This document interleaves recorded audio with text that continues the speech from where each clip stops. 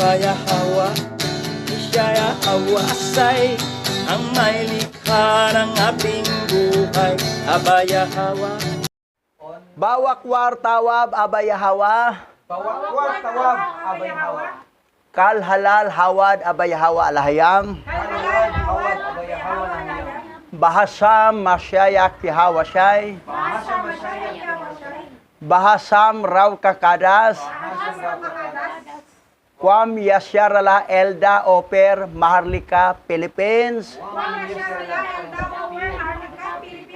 Tawada abaya hawa. Yaman. Okay, magsimula tayo agad. Medyo mahaba to eh. Sa part 2 na tayo. Sa chapter 1 pala ng Book of Jasher.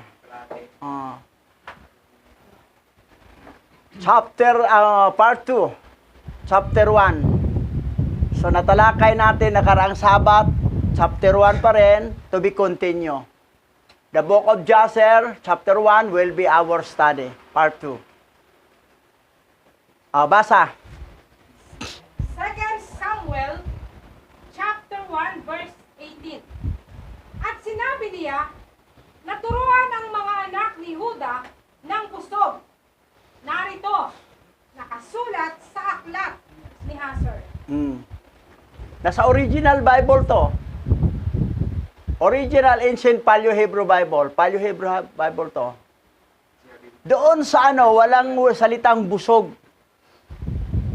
Sa Bisaya kasi yung busog, hindi gutom.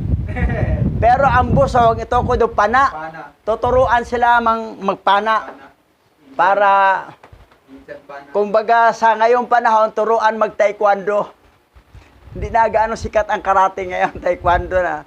Tapos, Muay Thai. Tuturuan ang busog. Magpana. Kasulat sa aklat ni Hasar. Ito naman, basa. Josue, chapter 10, verse 13.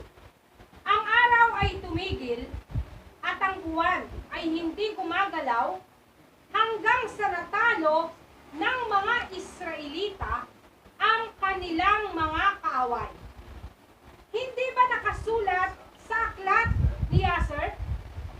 Ang araw ay nakatayo pa rin sa gitna ng langit at hindi lumubog buong araw. Biro mo ha, nakasulat sa Jasher. Wala kasing letter G ang Hebrew eh. Walang letter G. Y talaga. Jasher. Pag sa English na, Jasher, letter G. Walang letter G ang Hebrew alphabet. Ang iba dati wala, pero nagkaroon sila noong 1524 by Giorgio Trissino. Ngayon, ang original na Jasher. Jasher. So, biro mo ha, doon sa 2 Samuel, chapter 1, verse 18, pati sa Joshua, chapter 10, verse 13, itong Joshua to sa Tagalog, no? Joshua. Tapos sa English, Joshua. Pero paano yan basahin sa Hebrew? Yahweh. Ang Yahweh may Tagalog, may English. Pero ang Yahweh, alahayam, wala talaga. Hindi mo pwede ita-translate sa ibang wika yan. Only lang ang Yahweh. Josue o Joshua sa English. Sa Hebrew, Yahweh. So, maraming mga remnant Hebrew Israelite na hindi nila tanggap ang Jasher o Haser. Jasher, in other words. Kilala ang Jasher kasi gamit na ng G. Hindi nila tanggap. Pero, ang totoo, kung doon natin basihan ang mga remnant Hebrew Israelite sa Ethiopia, ay mayroon talaga. Kasama talaga siya sa 120 books ng remnant Hebrew Israelite. Yan. So, ngayon, basa. Aklat ni Jasher, Kabanata 1, verse 2 to 3. At nilalang ng alahayam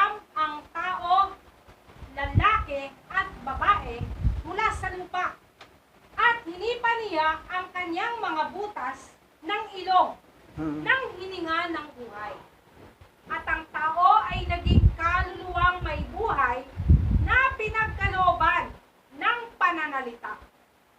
Iniwan si Adan ng kanyang asawa at sinabi ni Yahweh, hindi mabuti sa tao na mag-isa. Gagawa ako sa kanya ng isa pang katulong. Book of Jasher to, ha? Klaro, ha? Una, yung nilikha ni Yahweh ang tao, kalarawan niya kawangis, lalaking babae mula sa lupa. Hindi talaga si Iba yon. Hindi si Iba yon. Kasi si Iba sa tadyang nagaling ni Adan. Ngayon, ang tao, hiningahan, naging kaluluwang may buhay. O, yan. Ngayon, itong verse 3, dito malinaw. Malinaw ang verse 3. Iniwan si Adan ng kanyang asawa. Sinong asawa ni Adan nga iniwan siya? O, yan. Iniwan si Adan ng kanyang asawa. At sinabi ni Yahweh, hindi mabuti sa tao na mag-isa. Gagawa ako sa kanya ng isa pang katulong. So, only the book of Jasher, wag yung Jasher na corrupted na mula sa Lost Book. Ethiopic to. Kasama to sa original Ancient Hebrew Bible sa Ethiopian books. Ngayon, hindi pala mainam para kay Yahweh na ang tao pala mag-isa. Kasi hiniwalayan na si Adan eh. Naging single uli. So, kailangan pala mag-asawa. Magkaroon ng asawa. O, hindi pala pwede. Mahina pa na ang tao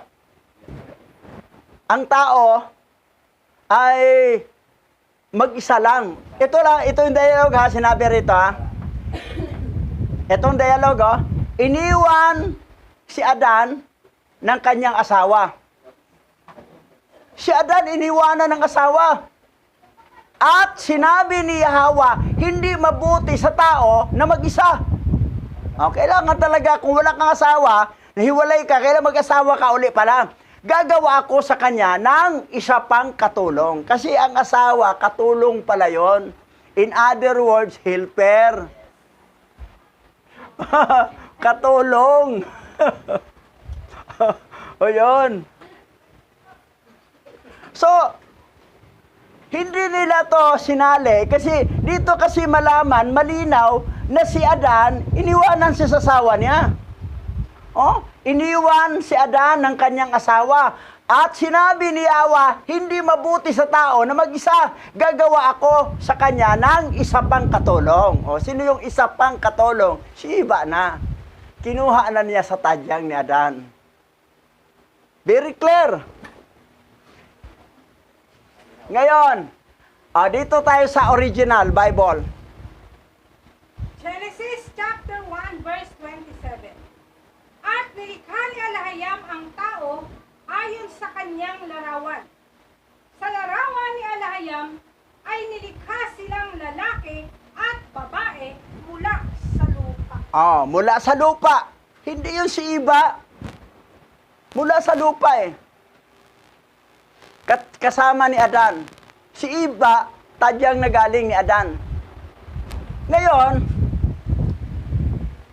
ang tao, nilikha niya ng kanyang kalarawan. Ang itsura ni Yahweh, Senyor, super higanti siya, pero pareho rin ang itsura natin. Maliit lang tayo. Pero ang Yahweh Junior ay medyo malaki-laki lang siya konti sa atin dahil kasing laki siya, pantay sila sa anghel eh. Ang anghel kasi mas malaki konti kaysa tao. Matangkad ang anghel, ayon sa Book of Enoch. So,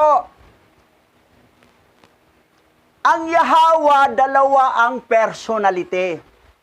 Senior, junior. Pero isa lang sila dahil isa lang ang kaluluwa. Pero ang espiritu, 7. O Wala pang mga born again Christian ang aral na ganong teaching. Wala. Na may, yung nabasa lang may 7 espiritu, parang wala lang, di lang ganun pinapansin. Basta ang iba, may oneness, may two-ness, may three-ness, tapos ang iba pang 4, nakakainis. Nainis na lang. Pero ang tama, oneness, two-ness. At saka, seven-ness. Oneness ang kaluluwa. Two-ness ang body. Ang espiritu, seven-ness. 7. So, anong panampalataya mo? Oneness, two-ness, seven-ness. Oh, seven-ness. Wala yan. Ang iba, oneness kami. Ang iba, two-ness kami. Ang iba, Trinitarian kami, Trinity kami. Pero ano kayo? Oneness, two-ness, seven-ness kami. Yung Hebrew, Remnant, Hebrew Israelite, oneness, two-ness, seven-ness. Okay. Ngayon, tuloy natin. Basa. Sino ang nagsilang kay Lilet? Ayon sa kwento, si Lilet ay nilikha ni Alahayam mula sa alabok kasama si Adan at upang manirahan sa hardin kasama si Adan hanggang sa magkaroon ng mga problema sa pagitan ni Adan at Lilet. Nang sinubukan ni Adam na dominahin si Lilet. Sinasabi ng isang kwento na si Lilet ay tumanggi na ilagay sa ilalim ni Adan sa panahon ng pakikipagtalo. Alam mo, ito si Adan pala, stricto pala to. Very stricto. Pero sa ngayon, magsalit-salita ng mag-asawa. Sino sa taas, sino sa baba, salit-salita na lang. Pero si Adan, di. Taas talaga ako lagi. Si Lilit, ayaw naman, di pwede. Ako sa taas. Hanggang naghiwalay na lang sila. Di sila magkasundo eh. Nakita ni Abay Hawa, mahirap yung pareho sa alabok. Kukuha na lang ko ng asawa ni Adan. Pangalawa, yung galing na sa tadyang niya para marunong sumunod. Si Adan stricto. Pwede naman siguro sabihin ni Adan na, sige, salit-salita lang tayo. Ako una sa taas, tapos sunod ikaw naman sa taas. Yun ang mag-asawa ngayon, salit-salita na, di ba? Aminin nyo, di ba? Ayaw ni Lilit. Ayaw ni Adan na si Lilit ang sa taas. Ayaw ni Adan, stricto si Adan eh. Gusto niya lagi siyang sa taas. Eh si Lilit din, ayaw din. Gusto niya sa taas, nag-agawan sila sa taas. Walang nangyayari. Pero sa ngayong panahon, ang mag-asawa, magkasundo, salit-salitan. So, tuloy natin. Basa. Sino ang asawa ni Samael? Si Lilet. Si Lilet ay nilikha kasama si Adan. Sa orihinal na nilikha nang iniwan ni Lilet si Adan ay naging demonyo. Pagkatapos ay naging asawa niya si Samael. At nanganganak sila ng mga demonyo 100 araw-araw. Kabilang ang isang demonyo ang Sword of Samael o ng Asmodeo. Ito si Asmodeo, nabanggit niyo sa Book of Tobit. Siya yung nandoon kay pumapatay sa asawa ni Sarah. Naging asawa ni Tobias. Di ba?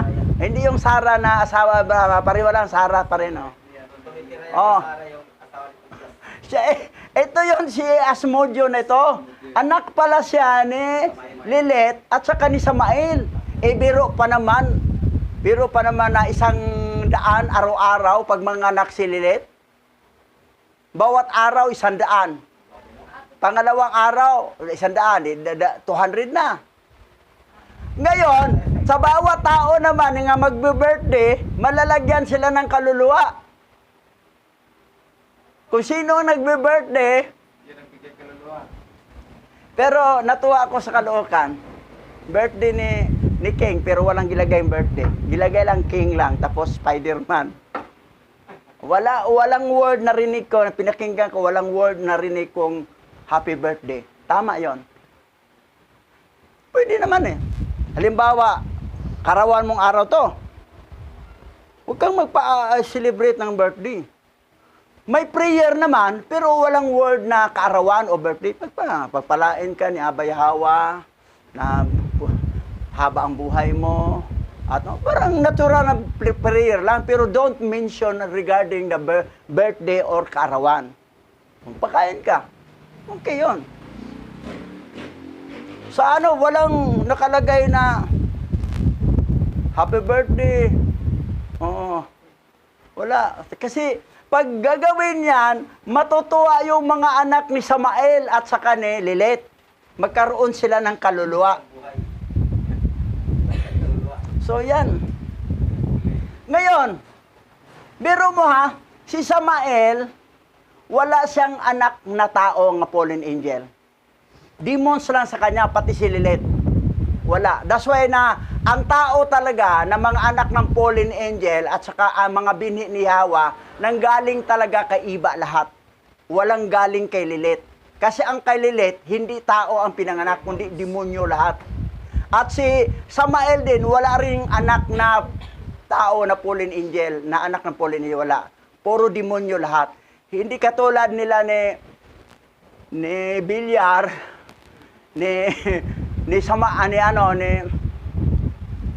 yung Mastima, at saka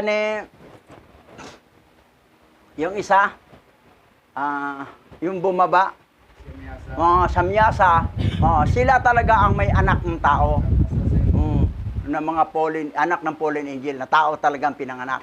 Pero si Samael, eto, ay siya talaga ang pinakapinuno sa lahat ng mga sitan.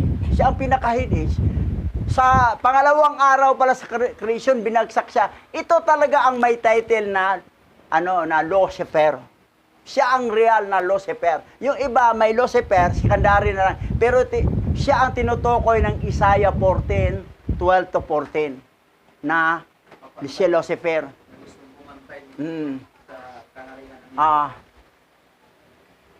Tingnan mo si Lilet. Demonyo na. Dahil yung kamay nila, ganyan talaga ang symbol nila, no? Ganun, no? Ganun talaga. Kay Baphomet, kay Jesus, talaga yan. Ito si Samael, si Rapim siya eh. Ang pinakamabilis kasing lumilipad. So hindi talaga sila kalarawan ni Aba Yahawa, kasi si Aba Yahawa, pati si Senior Junior, walang mga pakpak katulad sa atin. Ganyan sila. Kaya lang may power sila pag mubaba sila sa lupa, maging Gregory, parang katulad na sa atin ni Chura. Pero ang normal talaga, may ganyan sila. Tapos yung thrones, yung opanim, ay puro mata, parang bilog.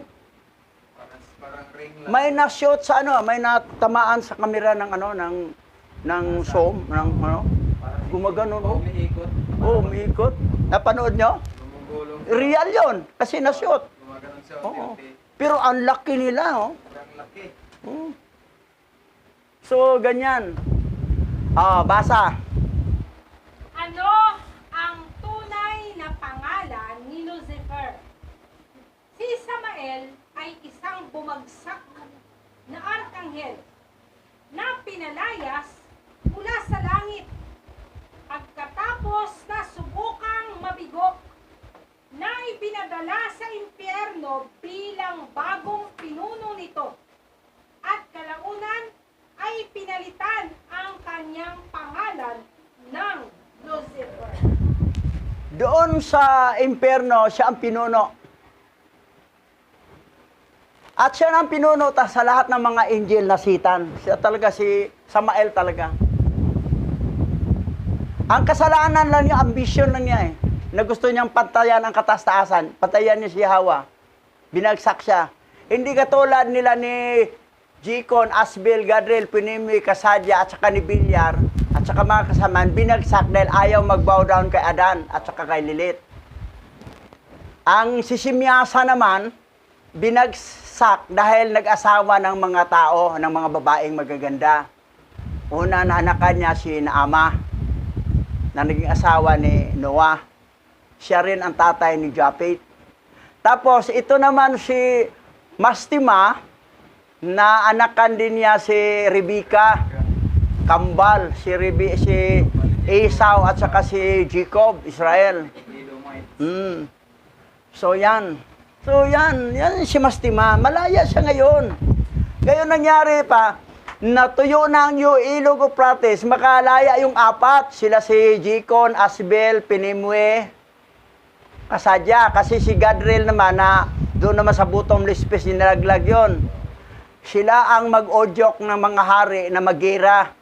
Odyokan ang USA, odyokan ang China para magira, magpaputukan na ng nuclear weapon. Tapos odyokan pa, bibigyan daw tayong armas na laser. Wala na. Mag-end of the world na ang labas. Yan ang nangyari. Ngayon, tuloy. At pinahintulutan ni Yahawa ng mahimbing na pagkakatulog si Adan. At siya ay natulog.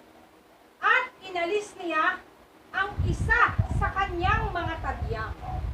At siya ay nagtayo ng laman sa ibabaw nito. At inanyuan ito at dinala ito kay Adan. At si Adan ay nagising mula sa kanyang pagkakatulog. At narito, isang babae ang nakatayo sa harap niya. At sinabi niya, ito ay buto ng aking mga buto at ito ay tatawaging babae. Sapagkat ito ay kinuha mula sa lalaki. At tinawag ni Adan ang kanyang pangalan na Eva.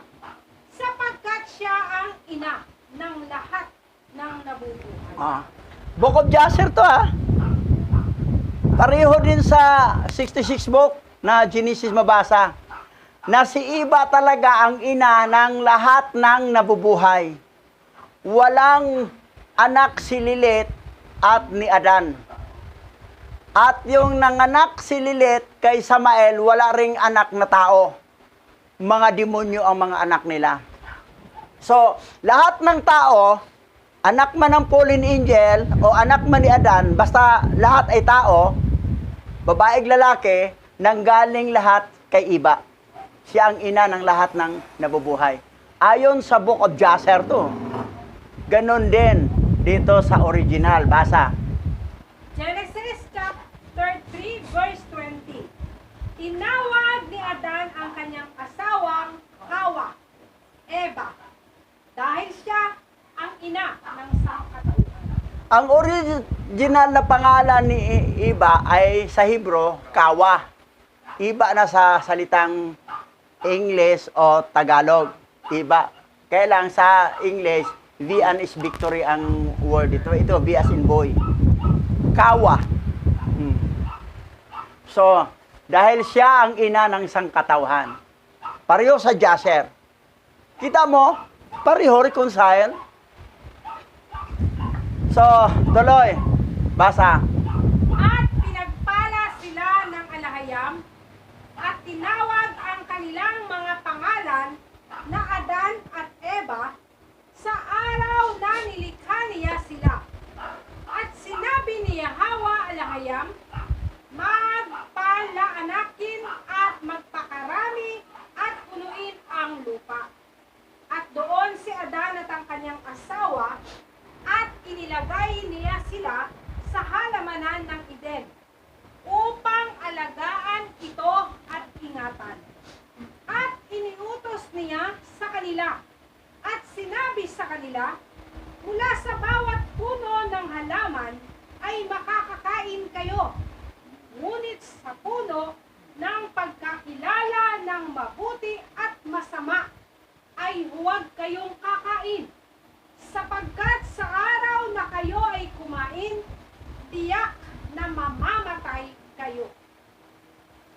So, si Adan, si Eva, sila yung example na nakatira sa parang. Parang to, wala nang building doon panahon na yun eh. Pero may trabaho, alagaan pala. Yung mga nakatira sa parang, magtatrabaho pala kayo. Iba yung nataga-mansion, wala trabaho, relax lang, higa-higa lang doon, pahinga. Nasa mansion eh. Pero pag sa parang ka, trabaho ka doon. Ito yung ginawa lang ni Adan, no? Mga maintenance, Oo. Inilagay niya sila sa halamanan ng Eden. O, parang yan ha, upang alagaan ito at ingatan yan. Trabaho kayo. Tapos, guguluhin pa kayo ng mga hayop doon, mga unggoy, mga leon, mga tigre. Yan. Ang ambisyon natin talaga, mansion, hindi yung parang. Kasi magtatrabaho ka diyan. Alagaan mo. Trabaho. Okay, tuloy ha. Genesis chapter 2 verse 9. At pinatubo ni Yahweh Alahayam sa lupa ang bawat punong kasiyasiya sa mata at mabuting kainin. At ang punong kahoy ng buhay sa halamanan at ang puno ng kaalaman ng mabuti at masama na itinanim ng anghel na si Samael. Oh, yan. Yun na sa Bible school na, nung panahon nag-aral pa ko, tinanong namin ang professor namin, sabi, Sir, bakit naglagay ang ating creator ng the tree of knowledge good and evil, na yun ang sanay sa pagkakasala niya ni iba? Kung wala yun, hindi sila magkasala. Eh, sino nagtanim doon? Sabi niya, siyempre ang creator. Pero huwag niyong tanongin niyo kung bakit. Hindi masagot. Sa totoo, kung lagyan natin ng tamang reasoning, hindi talaga itanim ni Yahweh yun. Kasi isa ni sa pagkakasala yun. Si Samael pala.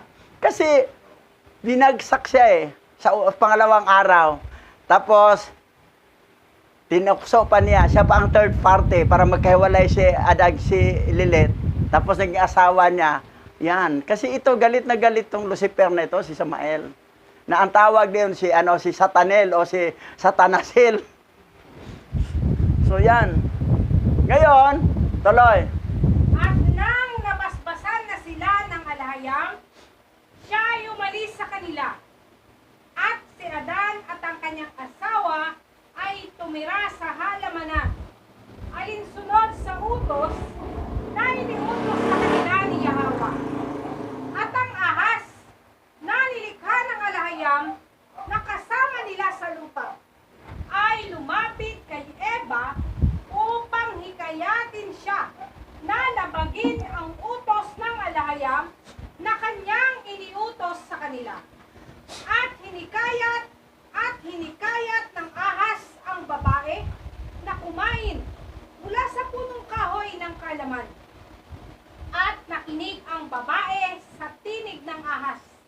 At nilabag niya ang salita ng Alahayam. At kinuha mula sa punong kahoy ng kaalaman ng mabuti at masama. At siya'y kumain, at siya'y kumuha mula roon.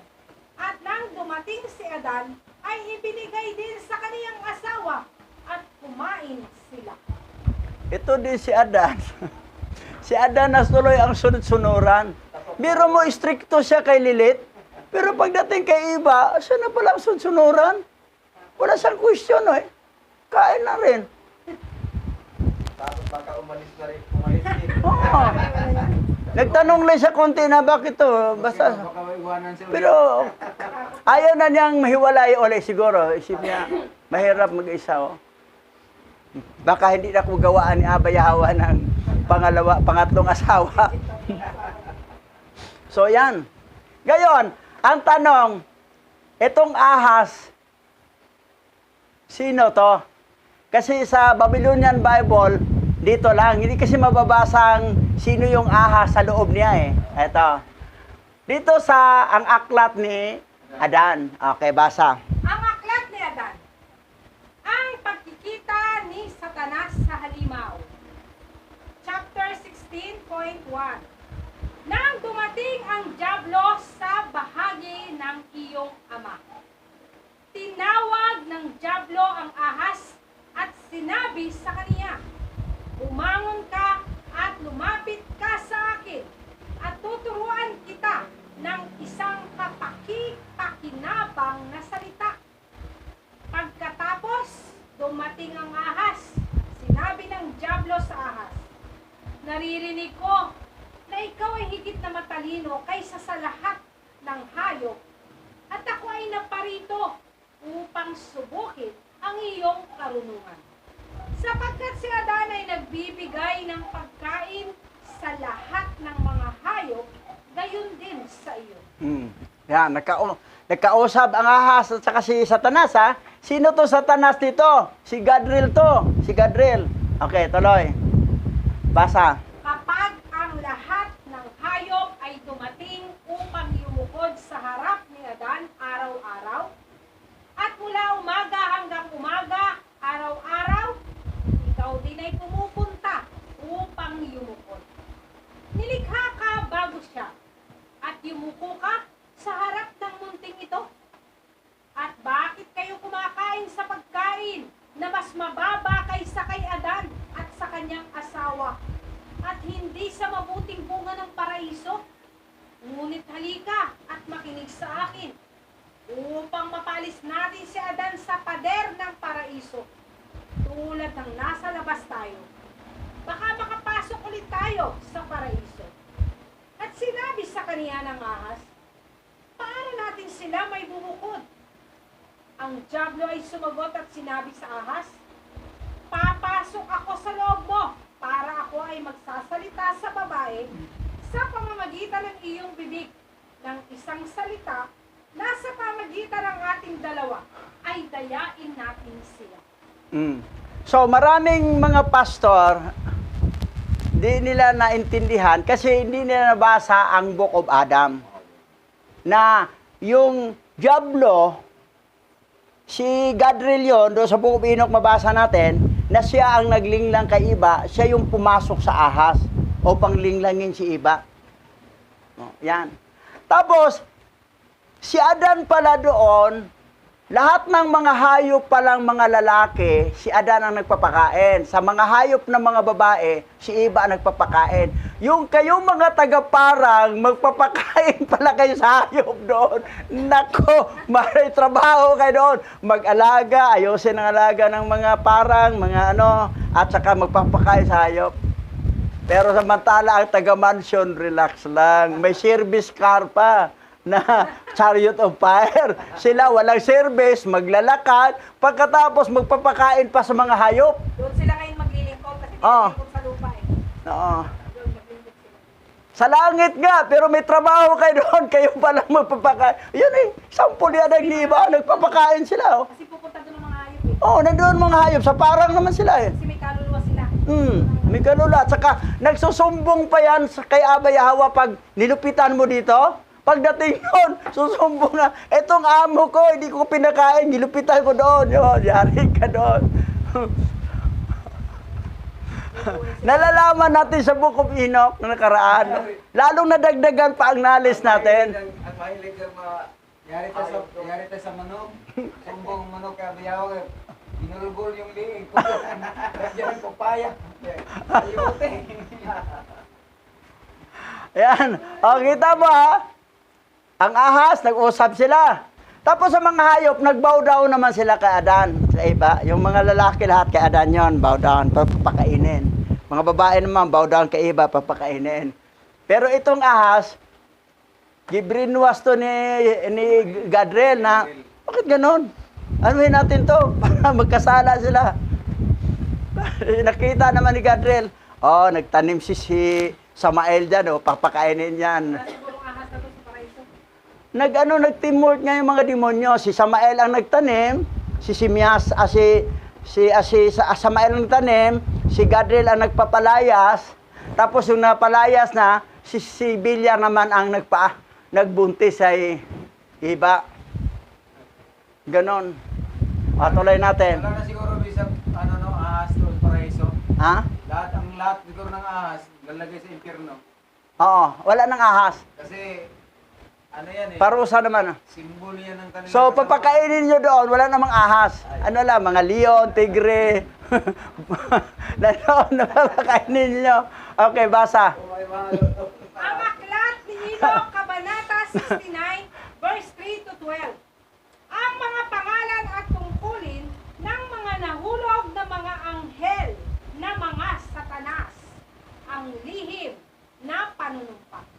At ito ang mga pinuno ng kanilang mga anghel at ang kanilang mga pangalan, at ang kanilang mga pinuno sa daan-daan, at higit sa 50 at higit sa 10. 50 tsaka 10, higit. Ayan, mga tauhan nila, tuloy. Ang pangalan ng una ay si Jacob. Sa makatuwid bagay, ang nagligaw sa lahat ng mga anak ni Alahayam. At ibinaba sila sa lupa. At iniligaw sila sa pamagitan ng mga anak na babae ng mga tao. At ang pangalawa ay pinangalan ng Asbel. Siya ay nagbigay ng masamang payo sa mga banal na anak ni Alahayam. At iniligaw sila na anupat kanilang dinumhan ang kanilang mga katawan ng mga anak na babae ng mga tao. At ang pangatlo ay pinangalan ng Gadrin.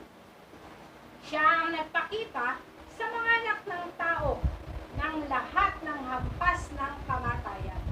At nilinlang niya si Eva at ipinakita ang mga sandata ng kamatayan sa mga anak ng tao, ng kalasag at ng damit ng baluti at ang tabak para sa pakikipagbaka at lahat ng sandata ng kamatayan sa mga anak ng tao. Si Gadriel ang naglinglang kaiba.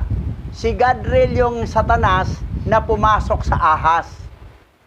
Ito si Gadriel, siya nagturo ng mga armas, pangdigma, lahat-lahat ng mga para magpatayan ang mga tao. Yan. Si Diego naman, siya ang nagligaw. Nagligaw. Niligaw niya talaga lahat ng tao. Oo. Kaya ito yung pasimuno ng pagpapakilala sa kanilang mga sarili bilang mga creator. Diego. Ayan ang Kaya nung namulat tayo, hindi na natin kilala si Abayawa. Eto na, kasi iligaw, yun ang nag-change ng pangalan na palitan ng fallen angel para maligaw ang mga tao. Yan. Yan. Gayon si Gadriel, siya si God. Satan. Name, God. Ngayon, ang tunay talaga niyang basa ito, God. Pero bakit ginawang O? Para hindi mahalata. Kasi kung A ilagay doon, halata na, asisitan yan. Para kunwari, eto. Pero actually, kung i-roll ng grammar na English, hindi God ang pagbasa dito, good. Maging God lang to siya kung dalawang konsonan ang kasunod sa vowels na O. Katulad ng John. O naman siya dapat June basahin. Pero G-O-H-N, dalawang konsonan, H-N. Pero A ang pangsound niya, Ana, John, hindi na John. Kasi ayon sa grammar yan ng English. Ngayon, babasahin talaga to good. Pero ginawa talagang God, sumang-ayon din ang mga Webster Dictionary, lahat ng mga dictionary, sumang-ayon din. Katulad ng Russell, R-U yun siya R-U, tapos may kasunod na mga dalawang konsonan. Bakit naman hindi Russell pagbasa, Russell? Kasi pag may dalawang konsonan kasunod, ang O o U, ana ang pag-pronounce, ana siya.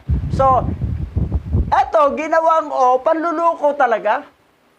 Pagkaming, God, ito yung God talagang totoong pagbasa, God. Hindi ito. Pero pag ito naman, balikta rin to, dug, aso.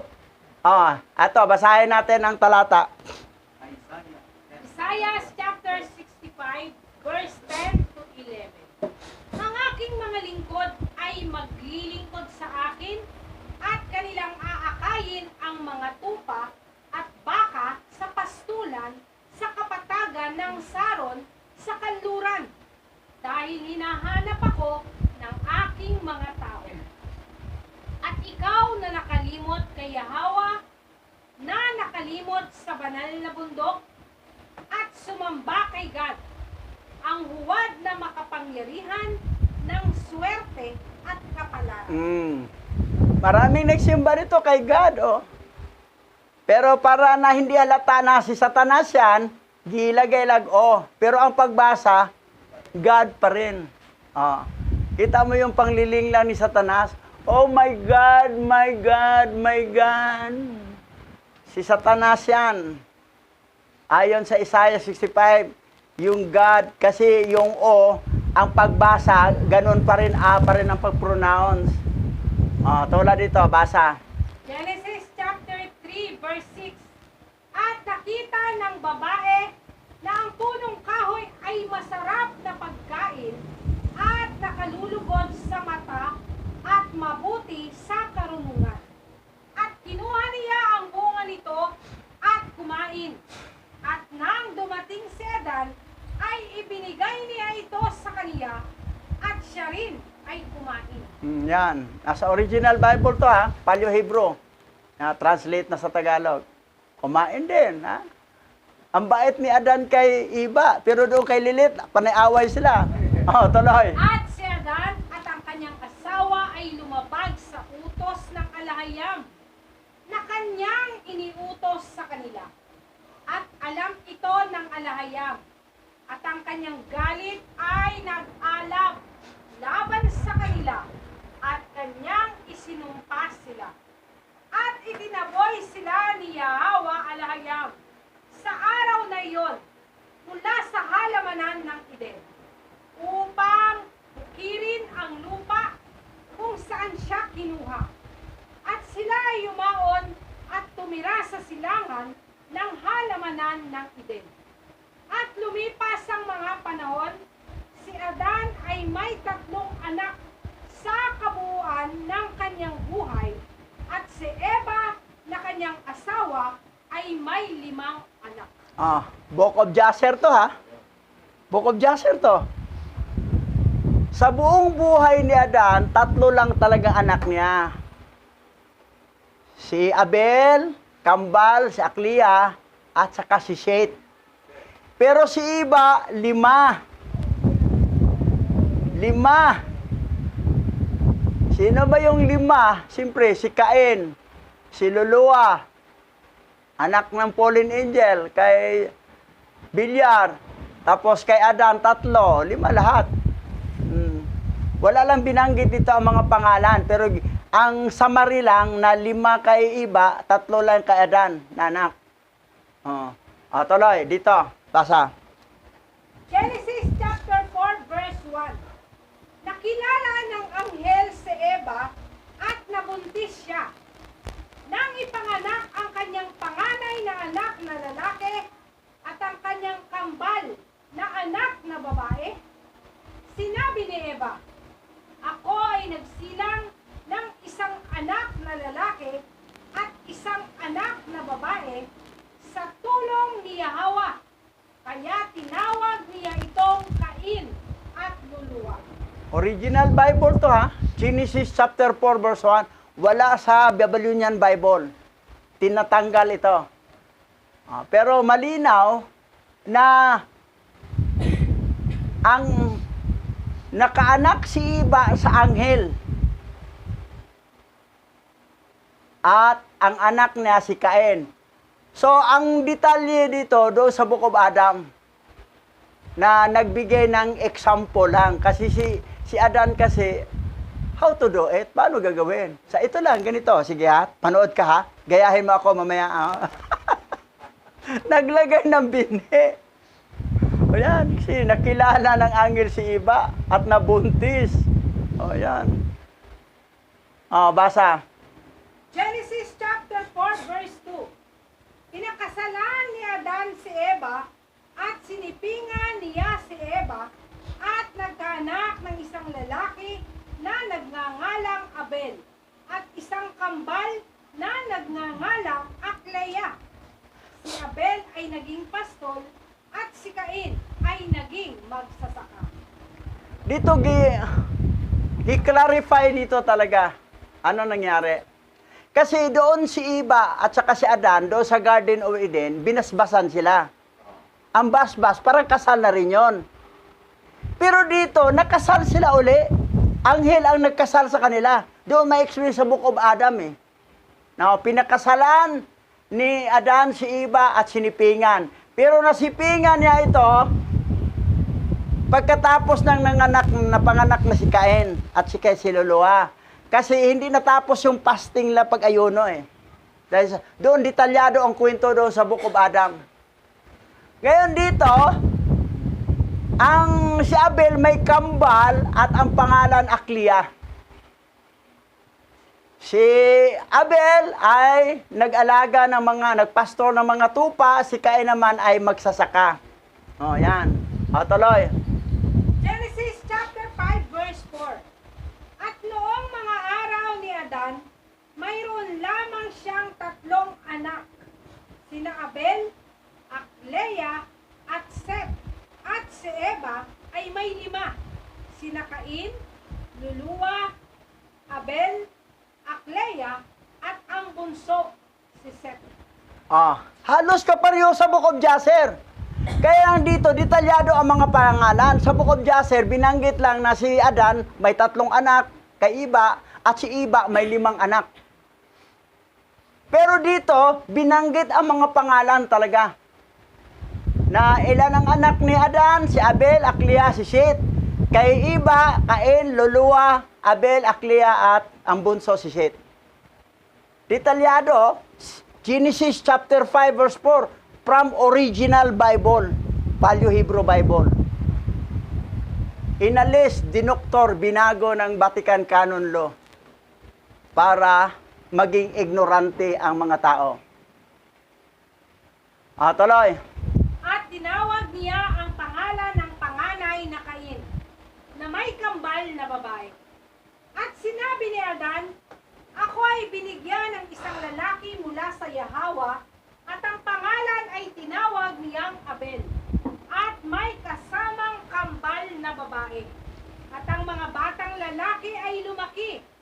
Si Cain ay isang magsasaka ng lupa, at si Abel ay isang pastol ng mga tupa.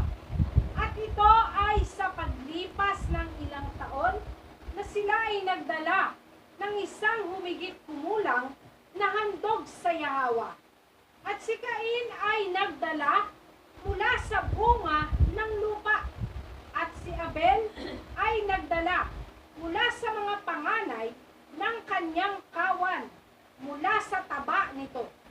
At ang malahayam ay bumalik at nakahilig kay Abel at sa kanyang handog.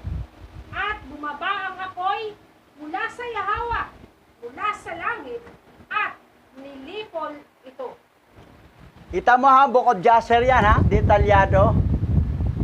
Detalyado ang kanilang binabanggit dito, very coincide sa original Bible. Yan. Ay ito, naghandog. Tinanggap ang handog ni Abel. Kay Cain, hindi. Tuloy. At kay Cain at sa kanyang handog ay hindi binaling ng Yahawa. At hindi niya ito nagustuhan, sapagkat dinala niya mula sa mababang bunga ng lupa sa harapan ni Yahawa. At si Cain ay nainggit laban sa kanyang kapatid na si Abel dahil dito. At naghanap siya ng dahilan para patayin siya. At pagkaraan ng ilang panahon, sina Cain at Abel na kanyang kapatid ay pumunta isang araw sa bukid upang gawin ang kanilang gawain. At pareho silang nasa bukid. Si Cain ay nagbubungkal at nag-aararo ng kanyang lupa. At si Abel ay nagpapakain sa kanyang kawan. At ang kawan ay dumaan sa bahaging iyon na inararo ni Cain sa lupa. At labis nitong ikinagalit ni Abel. Okay. Ngayon. Ay, ni Cain. Baligtad. Kinagalit ni Cain. Kala ko si Abel na nagalit. Ngayon, bakit hindi tinanggap ang handog ni Cain? Pero ang handog ni Abel tinanggap. Anong dahilan? Napansin nyo? Yung binasa? Napansin nyo? Dahil dito, hindi niya ito nagustuhan. Dito, At kay Cain, at sa kanyang handog ay hindi binaling ng yawa. At hindi niya ito nagustuhan. Anong dahilan? Sapagkat dinala niya mula sa mababang bunga ng lupa sa harapan ni Yahweh. Mababang bunga. Ibig sabihin, hindi talaga yung pinakadabis na bunga, kundi yung mga bunga na mga medyo giuod na, medyo pangit na, medyo hindi maganda, hindi first class. Yan ay handog niya. Samantala ang kay Abel, hinandog niya yung mga tupa talagang malusog. Panganay talaga. Pero ito, yung mga barot-barot, mga tira-tira, yun lang ihandog. Wala, di talaga matanggap ni Hawa yun. Dahil hindi niya special si Hawa. Ang special ni Cain yung sarili niya, yung trabahoan niya para sa akin to eh. Ito, kaya Hawa, ito na lang barot-barot ang sayo. Yung mga bababang klase na lang yung sayo. Maliliit lang, kanya yung mga malalaki. Ngayon, ang ating paglilingkod naman, kumusta ang ating paglilingkod kay Hawa? Special ba o barot-barot? Pangparang ba yan o pambangkita o pangmansyon? O yan. Tuloy tayo ha. Basa. Genesis chapter 4, verse 4. Kinuha ni Abel ang isa sa mga panganay ng kanyang mga tupa. Pinapatay niya ito bilang kanyang alay na siyang pinakamagandang bahagi. Natuwa si Yahweh at tinanggap ang handog ni Abel. Pinakamagandang bahagi. Ngayon, ang ating handog, tayo ang handog sa harapan ni Yahweh. Kumusta mang handog natin? Pinakamagandang bahagi pang paghandog natin? O barot-barot na lang paghandog natin? O yan. Okay, tuloy. Genesis chapter 4, verse 5. Ngunit hindi niya nagustuhan si Cain at ang kanyang handog. Dahil dito, hindi mailarawan ang mukha ni Cain sa tindi ng galit. O yan. Di may lawar ang mukha. Sobrang galit siguro. Pumangit ang mukha ni Cain sa sobrang galit na hindi tinanggap. Paano kasi barot-barot na yung binigay, mababang klase. Samantala ang kay Abel, panganay, malulusog. Yung pinakadabis talagang ihandog niya. Tuloy. At nilapitan ni Cain ang kanyang kapatid na si Abel na may galit.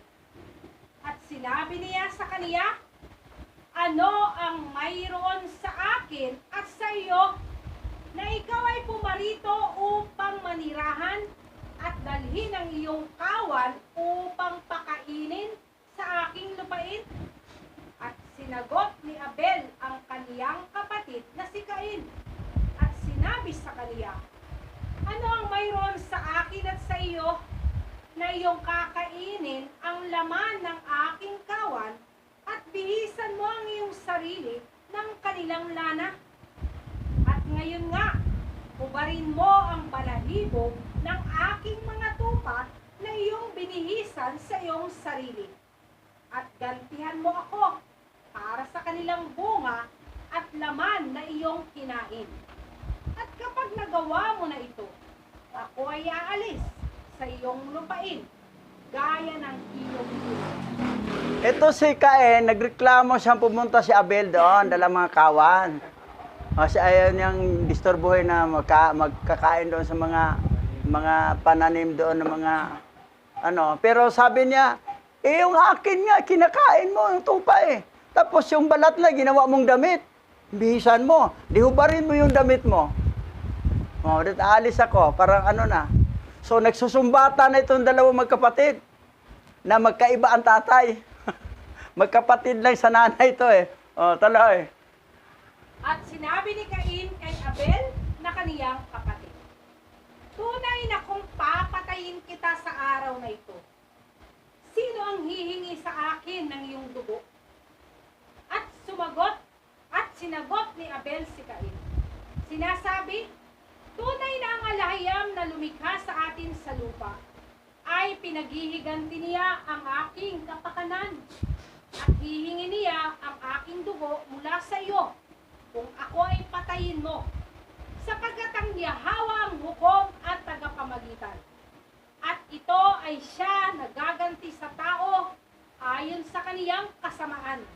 At sa masamang tao ayon sa kasamaan na maaari niyang gawin sa lupa. Yan. Ito na, nagsumbatan ito magkapatid. Tuloy.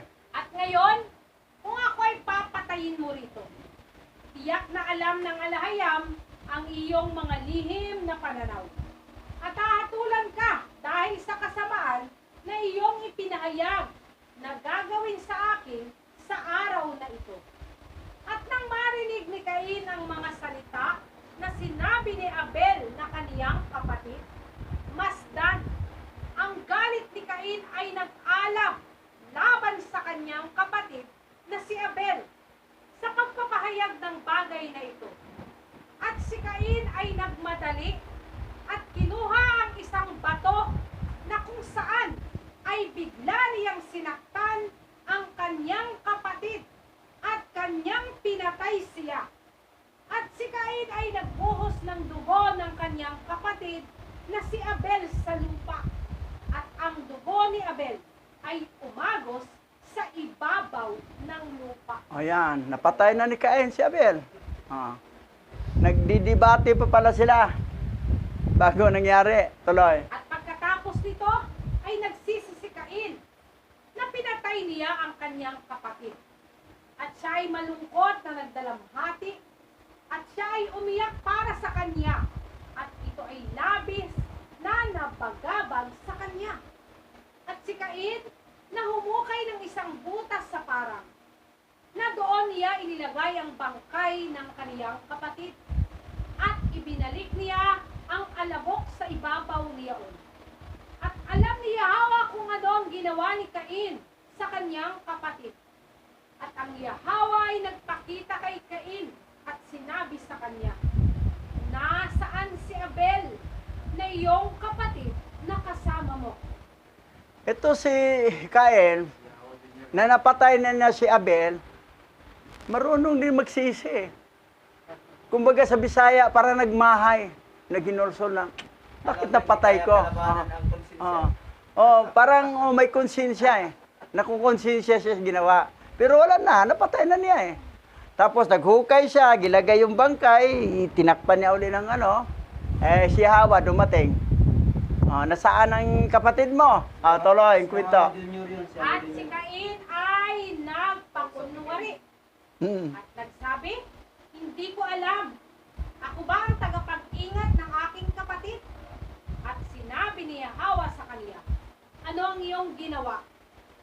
Ang tinig ng dugo ng iyong kapatid ay sumisigaw sa akin mula sa lupa, kung saan mo siya pinatay. Sapagkat pinatay mo ang iyong kapatid at nagpanggap ka sa harapan ko at inisip mo sa iyong puso na hindi kita nakita, ni nalalaman ang lahat ng iyong mga kilos. Ngunit ginawa mo ang bagay na ito at pinatay mo ang iyong kapatid nang walang kabuluhan. At dahil siya ay nagsalita ng matuwid sa iyo, at ngayon, sa makatuwid, sumpain ka mula sa lupa na nagbuka ng bibig nito upang tanggapin ang dugo ng iyong kapatid mula sa iyong kamay at kung saan mo inilibing. Book of Jasher to Pero mo So, dumating si Hawa, kinausap si Cain. Nagsinungaling pa si Cain. Bakit ako ba ang taga-alaga ng kapatid ko? Di ko alam. Ewan ko, saan siya? Nagsinungaling pa. Pero biro mo, nagsisiya siya sa nagmahay siya sa ginawa niya. Pero yung dumating ang nagtanong, si Hawa, nagsinungaling pa, hindi niya alam. Hindi niya aminin. Natakot. Pero sino yung Yahwa ang kausap ni Cain? Yung senior ba, yung junior? Junior. Kasi ang senior, super laki. Nasa 10 heaven lang yun eh. Nakaupo sa trono. Super higante. Tapos nag-aapoy ang katawan. Eh, kung makita mo yung senior, patay ka. Wala, pag makita mo yung Yahweh senior, patay ang tao eh. Pero ang junior, hindi. Kita, nakausap pa nga ni Abraham, pati ni Adan. Ito, nakausap din ni Cain. Oh. Parang ang prime minister si junior. Pero isa lang sila, Yahweh. Walang dalawang Yahweh. Junior, senior lang, pero isa lang sila. Ang senior, ama. Ang junior, ama pa rin. Yung nagkatawang tao Yahweh Shai, na sa Tagalog, Josue, sa English, Joshua, yan, katawang lupa na ang kamukha ni Roger Manatad. Gwapo pa si Pastor Buddy doon. Tuloy. At mangyayari kapag ito ay iyong binubungkal. Ito ay hindi na magbibigay sa iyo ng lakas nito, gaya ng sa simula. Sapagat ang lupa ay magbubunga ng mga tinik at dawag. At ikaw ay gagalaw at gumagala sa lupa hanggang sa araw ng iyong kamatayan. At sa panahong iyon ay umalis si Cain mula sa harapan ni Yahweh, mula sa lugar kung saan siya naroroon. At siya ay gumalaw at gumagala sa lupain patungo sa silangan ng Eden. Siya at ang lahat ng pag-aari niya. At dinala ni Cain ang kanyang kambal na kanyang naging asawa, at sa mga araw na iyon, ang asawa ni Cain ay naglihi at nanganak ng isang lalaki, at tinawag niya ang kanyang pangalan na Enoch. Sinasabing, sa panahong iyon, ay sinimulan siyang bigyan ni Yahweh ng kapahingahan at katahimikan sa lupa. So, yung umalis si Cain, umalis siya kay Yahweh, nagpunta sa Nod, dinala niya si Luluwa na kambal niya at ginawa niya asawa. Pero doon sa Babylonia, hindi binanggit. Para magmukhang may bago ng tao. Magmukhang may iba pang tao. Kaya yan ang kalokohan ng Batikan. Oo. Ngayon, ito si Yahweh,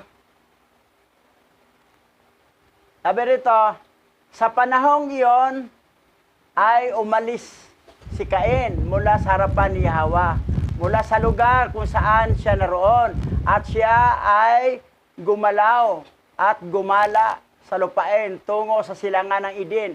Siya at ang kanyang lahat ng kanyang pag-ari niya. At dinala ni Cain ang kanyang kambal na kanyang naging asawa, at sa mga araw na iyon, ang asawa ni Cain ay naglilihi at nanganganak na isang lalaki.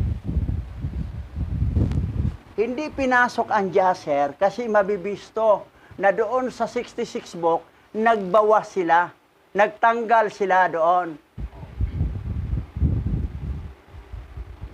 So tuloy ang mga, mag-isip sila na, saan ba galing asawa si Cain? Si Cain lang si Abel, napatay si Abel, saan ba? Saan ba ko? Siguro may lahi pa siguro ibang tao maliban sa kanila. O yan, then lumalabas ang teori. Hindi rin ito naintindihan sa yung manggugupit nga natigop. Manggugupit na natigop. O yan, hindi rin naintindihan. Ngayon, binanggit dito na si Cain dito ay hanggang mula sa kanyang kamatayan. Sa chapter 2, malaman natin kung sino ang pumatay kay Cain. Sa next Sabbath, malaman ninyo kung sino ba ang pumatay kay Cain. Yan, abangan nyo. Abangan ninyo kasi hindi yan nakalagay sa 66 book. Pero detalyado sa Book of Jasher kung sino ang pumatay kay Cain. At si Cain, pinatay siya sa kanyang apo sa tuhod O anong pangalan? Abangan. Tuloy. At sa panahong iyon ay nagsimula ring magtayo si Cain ng isang lungsod. At itinayo niya ang lungsod at tinawag niya ang pangalan ng lungsod na Enoch, alinsunod sa pangalan ng kanyang anak. Sapagkat sa mga araw na iyon ay binigyan siya ni Yahweh ng kapahingahan sa lupa at hindi siya gumalaw at gumalagala gaya noong una. At isinilang si Arad kay Enoch at naging anak ni Arad si Mikuyael at naging anak ni Mikuyael si Metosael. Yan ang mga anak ni Cain. Samael. Enoch. Pero ibang Enoch to yung na-rapture na Enoch, iba yon. Pareho lang pangalan. Unang anak ni Cain si Enoch. Pero yung Enoch na na-rapture, pang-pito siyang anak. Anak siya ni Jared mula sa kay Seth. Pang-pito si Enoch na yung na-rapture. Ito, unang anak ni Cain to. So yan. Tuloy natin. Basa. Genesis chapter 4 verse 16. Iniwan ni Cain si Yahweh at nanirahan sa lupain ng Nod, isang lugar sa silangan ng Eden, at isinama niya si Luluwa bilang kanyang asawa. Genesis chapter 4 verse 16. From original Hebrew, Paleo-Hebrew Bible, ito ang na-translate. Pero sa Genesis chapter 4:16 sa Babylonian Bible, nagawa ng wala na, tinanggal nitong luluwa. Daming nawala. Daming nawala, pero dito detalyado. Tuloy. Genesis chapter 4 verse 17. At si Cain ay sumiping sa kanyang asawa, at siya ay naglihi at ipinanganak si Enoch. At siya ay nagtayo ng isang lungsod at tinawag ang pangalan ng lungsod ayon sa pangalan ng kanyang anak na si Enoch. Sa original Bible at saka sa Book of Jasher, magkaparalel. Magkaparalel, hindi nagkukontra. Halos pareho. Yun ang nangyari. 66 books totally finished, wala. Wala. Kahit man lang hibla ni Enoch doon. Tuloy. Genesis chapter 4 verse 18. Hibla At ni kay Enoch ay ipinanganak si Irad. At naging anak ni Irad si Mihohael. At naging anak ni Mihohael si Metosael. At naging anak ni Metosael si Lamech. So, ibang Lamech din niya kasi may Lamech din doon na tatay ni Noah. Ngayon ang tanong, alam ba ninyo kung sinong pumatay kay Cain? Wala pa. Sa sunod na Sabat, huwag kayong mag-absent. Okay. Tuloy. Genesis chapter 3 verse 15. At naglagay ako ng alitan sa pagitan mo at ng babae, at sa pagitan ng iyong binhi, ng mga nahulog na anghel at ng aking binhi, at kanilang dinurog sila ng kanilang mga ulo, at kanilang dinurog ang iyong binhi ng kanilang mga sakit. So dito sa sanglibutan na ito, ang mga tao, dalawang klaseng binhi lang. Binhi ng fallen angel at saka binhi ni Yahweh. Yung seed of the woman, binhi ni Yahweh. Yung seed of the serpent, binhi ng fallen angel. Dito gilinaw. At naglagay ako ng alitan sa pagitan mo. Ang sinabihan dito, yung ahas. At ng babae. At sa pagitan na yung binhi. Serpent sila, yung binhi na mga nahulog na anghel. Mga nahulog na anghel. Hindi lang isang anghel ang nakaanak, marami sila. Na sila ay tinawag na serpent seed at binhi ng mga fallen angel, nahulog ng mga anghel. At ng aking binhi, sabi ni Yahweh, Senior, junior yan, ang sabi. Kasi ang senior, junior, isa lang sila eh. Na Yahweh, isang kaluluwa lang yun eh. Ang personal body lang magkaiba. Si big at saka si small. Si extra large pala, extra large and small. Yan. So, may binhi si Yahweh at may binhi din ang mga fallen angel. Ngayon, doon sa Book of Enoch na binasa natin, ang lahat ng binhi ni Yahweh ay sinulat ni Enoch, dalawa sila ni Prabuel. Ang mga kaluluwa, sinulat nila sa Book of Life na sinabi doon, ang lahat ng binhi ni Yahweh ay walang isang mapunta sa imperno. Sila ay destiny na sa langit, sa buhay na walang hanggang. Pero ang binhi ng mga fallen angel, hindi talaga pwedeng mapuntang langit kahit pag-ano bumait yan. Dahil hindi naman talaga bumait yan eh. Dahil kung anong ugali ng tatay nila, ganun rin ang ugali nila. Kaya lang, ang binhi ni Yahweh, na may mga pasaway, tagaparang para mapakain ng mga hayop, at mag-alaga ng mag-garden, at ang iba naman, taga-bangkita na mukhang mga dugyot na tawag dito, parang taong grasa, nakahiga-higa lang sa bangkita, tingin-tingin lang sa mansion. Yan. Pero langit pa rin. Kasi binhi ni Yahweh, walang isa nabanggit doon na sinabi ni Enoch, lahat ng mga kaluwang binilang na hindi talaga mabibilang sa sobrang dami, ni-record nila sa Book of Life, sila dalawa ni Archangel Prabuel. Na kapag binhi ka ni Yahweh, you are elect, you'll never lose your salvation. Once you are elect, your salvation is remain forever. Kaya lang, kung pasaway ka, hindi parang Marikina, bangkita.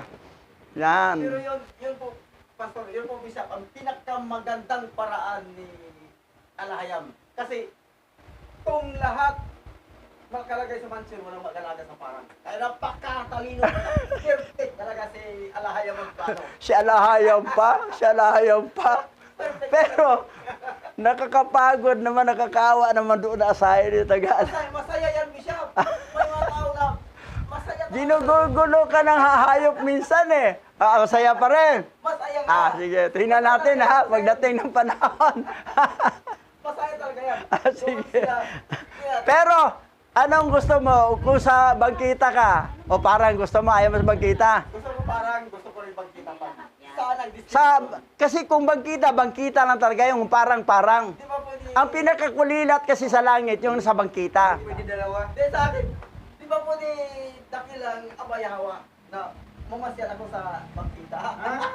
Papasyal ka sa bangkita. Hindi, hilain ka, sabihin na, huwag mo kami iwanan, papakainin mo kami. Dami namin.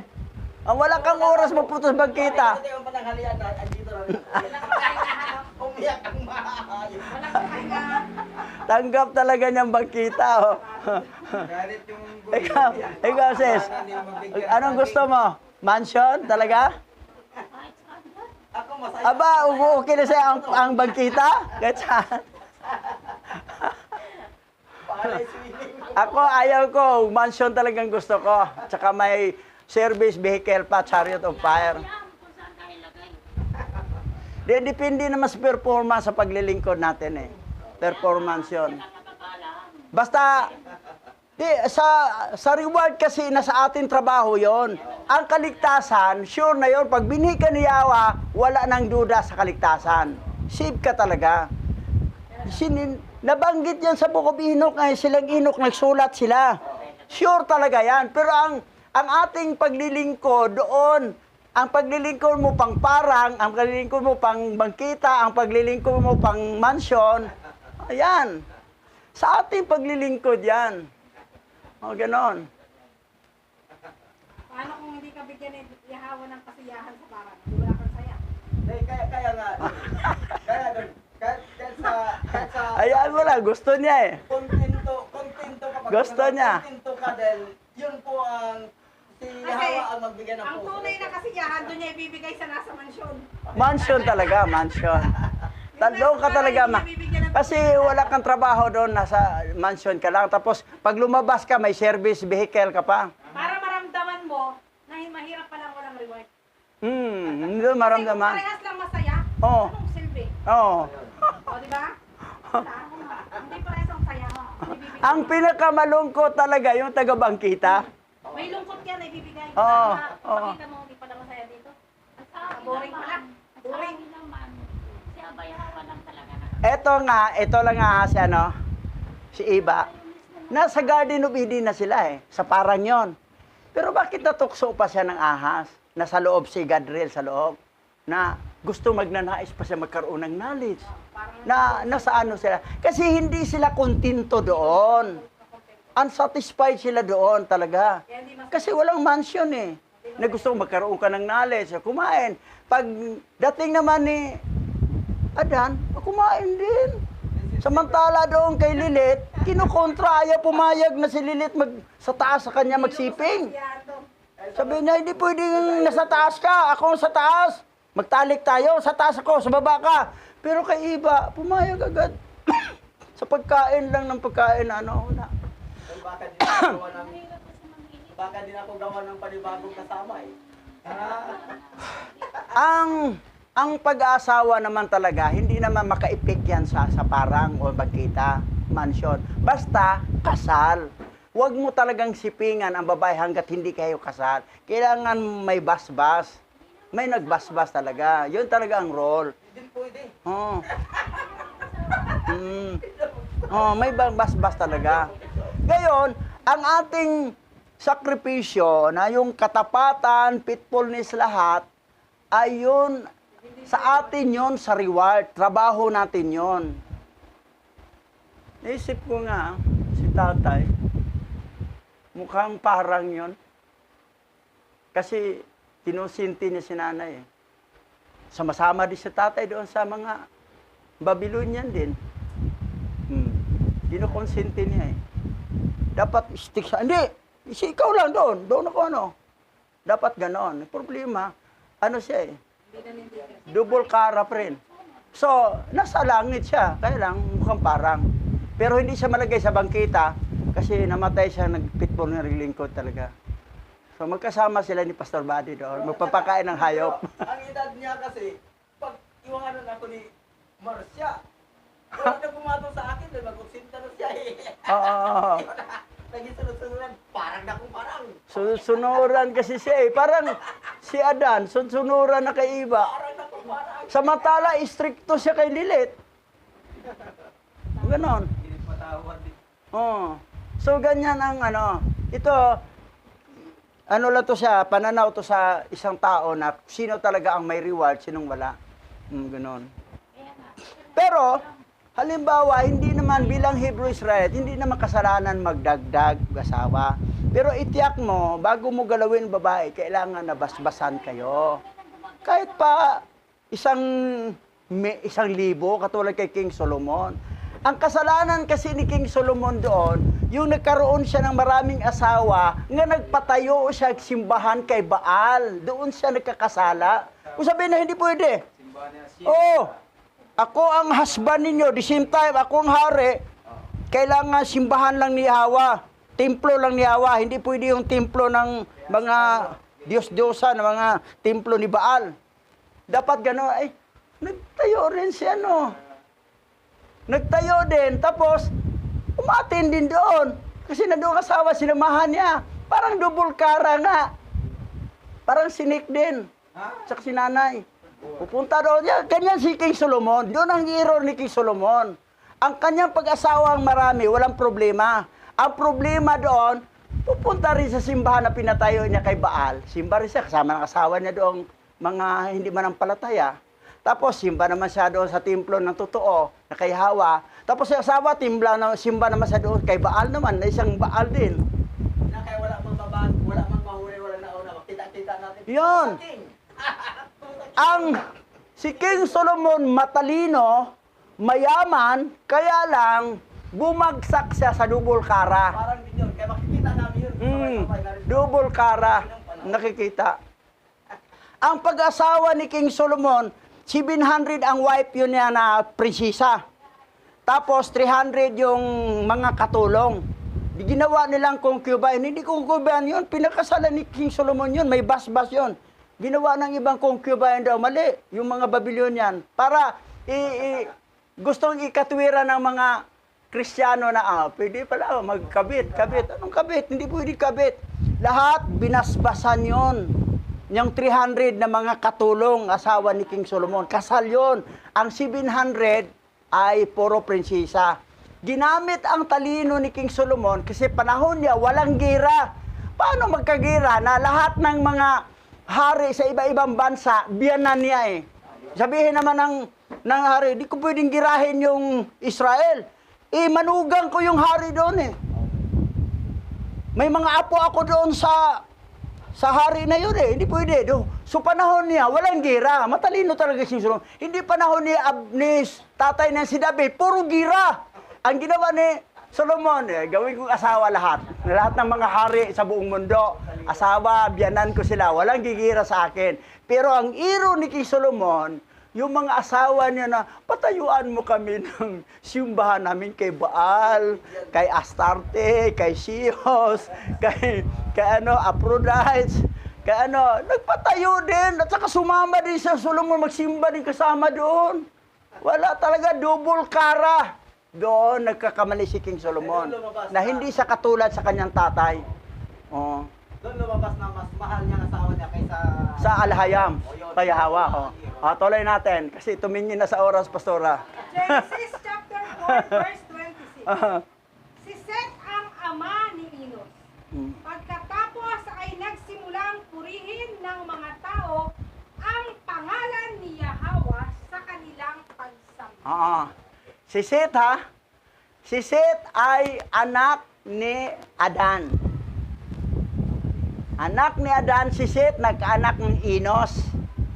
Tapos sila nagsimula ng pagsamba ni Yahweh mula sa lahi ni Seth. Pero sa lahi ni Cain, di talaga magsimba kay Yahweh kasi hindi naman sila anak ni Yahweh eh. Anak sila ng fallen angel. So, yan. Dito nagtapos. So, diretso na tayo sa closing prayer. O dakilang Aba Yahweh na aming alahayam, nagpapasalamat po kami sa araw na ito at muli ay naibigay sa amin ang mga aral na nagmula sa aklat ni Jasher. Upang patunayan ang iyong mga salita at ang mga nakasulat dito ay angkop sa isa't isa at hindi naglalaban-laban ayon sa aklat ni Adan at patuloy sa aklat ng Hineses. O aming Yahweh, ang kapurihan ay sa iyo, ang karangalan ay sa iyo at walang ibang pwedeng bigyan ito. Ikaw lang nag-iisang tunay at dakilang makapangyarihang may likha ng langit at lupa. At nais po namin na ito ay patuloy na malaman ng marami sa aming bayan. Sa panahong ito, sa lahat ng mga remnant na nagkalat sa apat na sulok ng daigdig, ang patuloy naming hinihiling sa iyo sa pagkilos ng banal na raw kakadas. Ang mga salita mo ay patuloy na malaman ng lahat ng mga remnant. At sa iyong kapangyarihan, sa iyong patuloy na paggawa at pagkilos sa aming mga buhay at sa buhay ng mga makikinig sa YouTube channel. O Aba Yahweh, patuloy mong pagpalain ang iyong mga salita at patuloy na ito ay patuloy na dumating sa diwa at pangunawa ng mga taong nadimlan at nailigaw ng mga doktrinang galing sa pagan. O aming Yahweh, sa oras na ito, ikaw lang ang patuloy naming sasambahin, dadakilain at pararangalan. Luwalatin ang nag-iisang banal mong pangalan sa patnubay ng banal na raw kakadas. Lahat ito'y aming inihiling sa iyo sa makapangyarihang pangalan ni Mashiach Yahweh, siya'y naming tagapagligtas. Yaman.